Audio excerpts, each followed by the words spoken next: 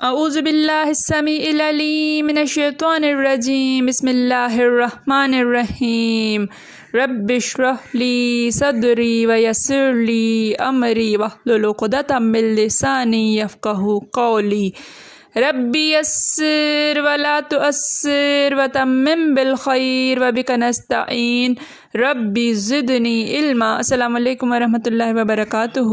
الحمدللہ ہم سورہ مائدہ کا ترجمہ و تفسیر کر رہے ہیں۔ 99 آیات کا ترجمہ و تفسیر الحمدللہ ہم کر چکے ہیں۔ آج کا سبق آیت نمبر 100 سے دیکھیے۔ اعوذ باللہ من الشیطان الرجیم قل لا يستوي الخبيث والطيب ولو أعجبك كثرة الخبيث۔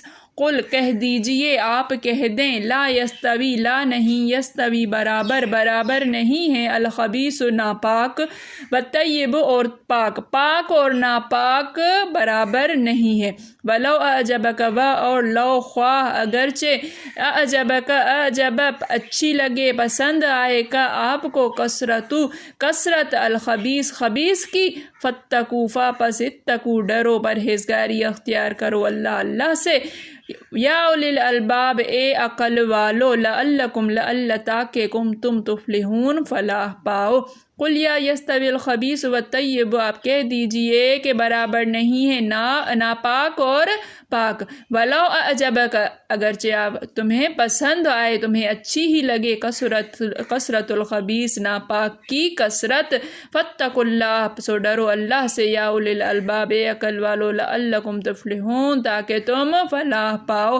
کہہ دو کہ ناپاک چیزیں اور پاک چیزیں برابر نہیں ہوتی، گو ناپاک چیزوں کی کثرت تمہیں خوش ہی لگے تو عقل والو اللہ سے ڈرتے رہو تاکہ رستگاری حاصل کرو۔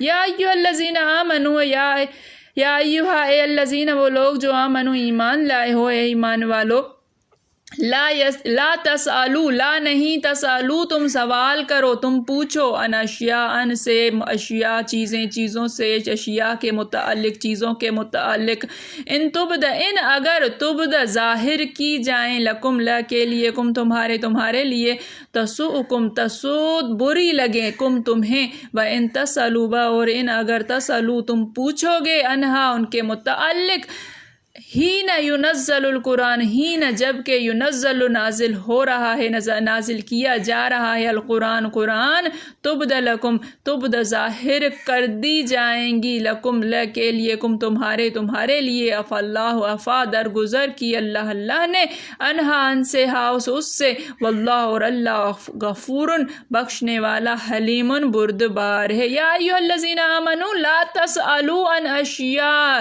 اے وہ لوگوں جو ایمان لائے ہو، نہ پوچھو ایسی چیزوں کے متعلق، ان تبد لکم تسؤکم اگر تم پر ظاہر کر دی جائیں تو تمہیں بری لگیں، وَإِن تَسْأَلُوا عَنْهَا حِينَ يُنَزَّلُ الْقُرْآنُ اور اگر تم پوچھو گے ان سے متعلق جب کہ قرآن نازل کیا جا رہا ہے، تبد لکم ظاہر کر دی جائیں گی تم پر، عفا اللہ عنہا اللہ نے درگزر کی اس سے، واللہ غفور حلیم بے شک اللہ بخشنے اور اللہ بخشنے والا بردبار ہے۔ مومنو ایسی چیزوں کے بارے میں مت سوال کرو کہ اگر ان کی حقیقتیں تم پر ظاہر کر دی جائیں تو تمہیں بری لگیں، اور اگر قرآن کے نازل ہونے کے ایام میں ایسی باتیں پوچھو گے تو تم پر ظاہر بھی کر دی جائیں گی۔ اب تو اللہ نے ایسی باتوں کے پوچھنے سے درگزر فرمایا ہے اور اللہ بخشنے والا بردبار ہے۔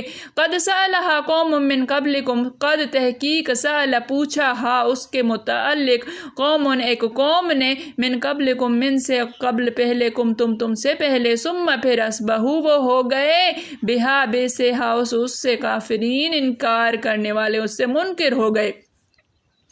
قد سألہا قوم من قبلکم، تحقیق کہ اس کے متعلق ایک قوم نے اس سے پہلے بھی پوچھا، ثم اصبحوا بہا کافرین پھر وہ ہو گئے اس سے منکر۔ اس طرح کی باتیں تم سے پہلے لوگوں نے بھی پوچھی تھی، مگر جب بتائی گئیں تو پھر ان سے منکر ہو گئے۔ اس آیت میں رزق حلال اور رزق حرام کے بارے میں بتایا گیا ہے کہ رزق حلال کم ہو تو برکت، حرام حرام زیادہ بھی ہو تو بے برکت، اور کثرت سوال سے منع کیا گیا ہے اگلی والی آیتوں میں۔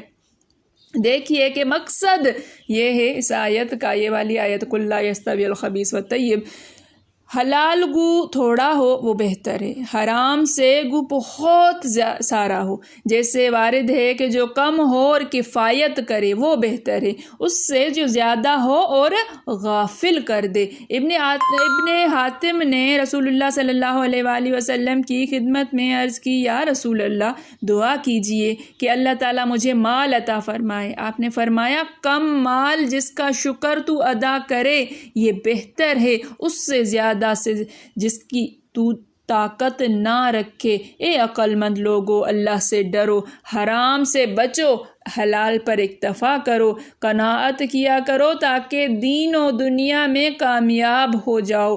پھر اللہ تعالیٰ اپنے مومن بندوں کو ادب سکھاتا ہے کہ بے فائدہ سوالات مت کیا کرو، قرید میں نہ پڑو، ایسے نہ ہو کہ پھر ان کا جواب اور ان امور کا اظہار تم پر شاق گزرے۔ صحیح حدیث میں ہے حضور صلی اللہ علیہ وآلہ وسلم نے فرمایا مجھے کوئی کسی کی برائی کی بات نہ پہنچائے، میں چاہتا ہوں تمہاری طرف اس حالت میں آؤں کہ میرے دل میں کسی کی طرف سے کوئی برائی نہ ہو۔ صحیح بخاری شریف میں حضرت انس بن مالک سے مروی ہے کہ ایک دفعہ حضور صلی اللہ علیہ وسلم نے ہمیں خطبہ سنایا، ایسا بے مثل کہ ہم نے کبھی ایسا خطبہ نہ سنا تھا۔ اسی میں فرمایا کہ اگر تم وہ جانتے جو میں جانتا ہوں تو تم بہت کم ہنستے اور بہت زیادہ روتے۔ یہ سن کر اصحاب رسول منہ ڈھانپ کر رونے لگے۔ اسی اثنا میں ایک شخص آپ سے پوچھ بیٹھا کہ میرا باپ کون ہے؟ آپ نے فرمایا فلاں۔ اس پر یہ آیت اتری ہے۔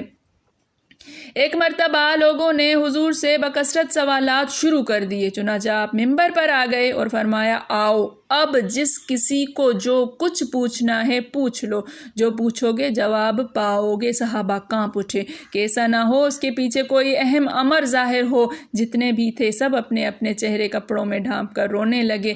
ایک شخص تھے جن سے مذاق کیا جاتا تھا اور جنہیں لوگ ان کے باپ کے سوا دوسرے کی طرف نسبت کر کے بلاتے تھے۔ اس نے کہا حضور میرا باپ کون ہے؟ آپ نے فرمایا خزافہ۔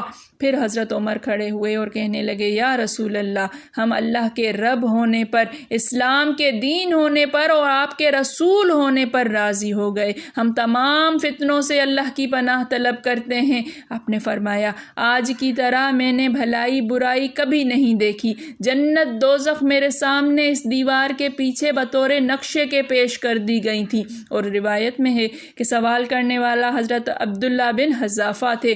ان سے ان کی والدہ نے کہا تجھ سے بڑھ کر ماں باپ کا نافرمان میں نے نہیں دیکھا، تجھے کیا خبر تھی جاہلیت میں کس چیز کا پرہیز تھا؟ فرض کرو اگر میں بھی کسی معصیت میں اس وقت آلودہ ہو گئی ہوتی تو آج اللہ کے رسول کی زبانی میری رسوائی ہوتی اور سب کے سامنے بے آبروئی ہوتی۔ آپ نے فرمایا سنو، میں اگر رسول اللہ کی زبانی مجھے معلوم ہوتا کہ فلاں حبشی غلام کا میں بیٹا ہوں تو واللہ میں اسی سے مل جاتا۔ ابن جریر میں ہے کہ ایک بار رسول اللہ صلی اللہ علیہ وسلم سخت غصے کی حالت میں آئے، ممبر پر چڑھ گئے، آپ کا چہرہ مبارک اس وقت سرخ ہو رہا تھا۔ ایک شخص نے کھڑے ہو کر پوچھا میں کہاں جاؤں گا؟ آپ نے فرمایا جہنم میں۔ دوسرے نے پوچھا میرا باپ کون ہے؟ آپ نے فرمایا حذافہ۔